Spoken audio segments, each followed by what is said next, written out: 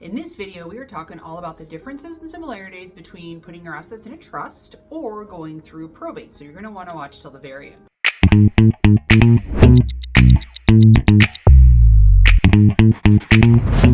What's up, everybody? It's Cassandra Lopez with the Bremerton Broker channel. If you're new to the channel, you're going to want to go ahead and subscribe. This channel is all about real estate in terms of death, divorces, taxes, and investing. So be sure to subscribe, tap that little bell so you're notified every time I drop a new video, and you can reach out to me directly. This is my cell phone and my email.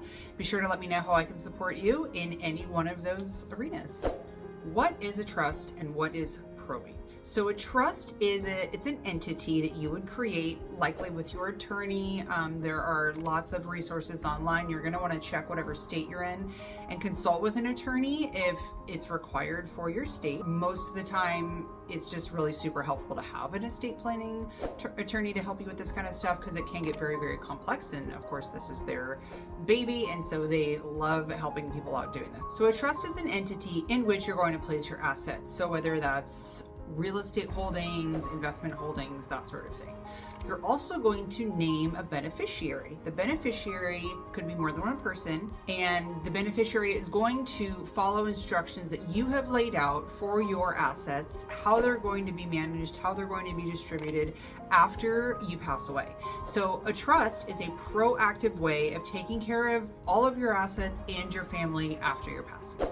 Probate, conversely, is kind of like the opposite. It's reactive, not proactive. So probate is when someone passes away with or without a will. Either way, you're going to go through probate, but the person who passed away did not have a trust. And so now it's up to the executor of the estate, who is named hopefully in the will, to determine what happens to his asset. And oftentimes, if there is a will, there will be instructions in there on how to do it. What happens with probate is that once a person passes away and their assets are not in a trust, it does have to go through the court system, through the probate court, to determine the validity of the will and to make sure that the contents and the instructions and the person named as the executor are all of sound mind. Everything looks good. They're not breaking any laws there and all that stuff. So once the will goes through probate, the executor is named, then the court pretty much gives the executor permission to do whatever, with the property. So if the instructions in the will were to sell everything, then they list everything and sell it.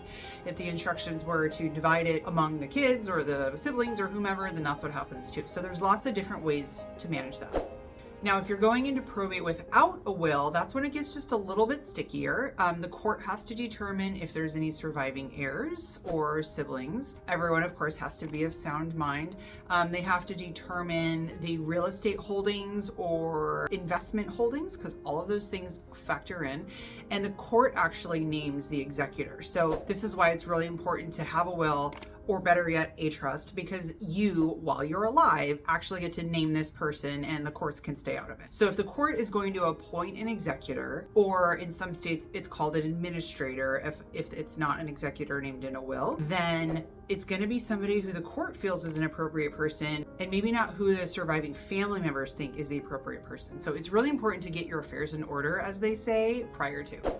So just to recap, a trust is a legal entity that you would put your real estate holdings in, maybe some investment holdings and that sort of thing. You would name a beneficiary. If you have a trust, then the whole estate avoids probate after your death, and your instructions are carried out according to your trust and the beneficiary's ability to do so. Going through probate means you passed away without anything in a trust. You may or may not have a will, and if there's a will, the probate court is going to assure the validity of the will and the sounded-mindedness of the executor named. If there's no will, then the court basically takes everything and starts from scratch, appoints their own executor, and then they can move forward from there with the estate of the deceased. And just to recap some of the titles that we were talking about. So an administrator is an individual who is named by the court, by the probate court, as the person who's going to handle the estate in the case that there's no executor named in a will. So if there's no executor named or there was no will, then the court takes it upon themselves to assign somebody. In Washington state, the executor is the same name for the administrator and the executor. So we don't really call anybody an administrator, but other states may have different titles for those folks. So if you hear that, just know there's a distinction. So the executor is the person named in the will. So the person who wrote the will prior to their death is going to name an executor. For example, in my will, my sister is my executor for as long as she's capable or alive. And then I have a backup executor just in case that's not the case. And so, that's always a good idea to name a backup. So the executor then is going to be verified by the court. The court very rarely will appoint their own executor for the estate if there's one named in the will. In the case that maybe the executor named in the will is not of sound mind, no longer alive, there wasn't a backup, at that point, the court will have to appoint somebody. So the executor and the administrator technically serve the same purpose and function in regards to liquidating an estate in terms of assets or clearing any debts. They're just called two different things because the process of holding that title is just a tad different. And then a trustee, which would be in a trust. So now we're talking about a trust. A moment ago, I mentioned a beneficiary. A trustee is kind of the same thing. So a trustee is named in the trust by the person who created the trust, also called the grantor, the person who owns the real estate, the person who owns the investment portfolios, that sort of thing, and the bank accounts and all that stuff. So all that stuff goes into the trust. The trust is funded. A trustee is named. So the trustee is going to be the person that now handles the trust and all the assets after the grantor has passed away, and this whole situation gets to avoid probate, so it's much more streamlined, much more time effective than going through probate. So in conclusion, there's a trust with a trustee, or there is a will with an executor, or there is no will without an executor.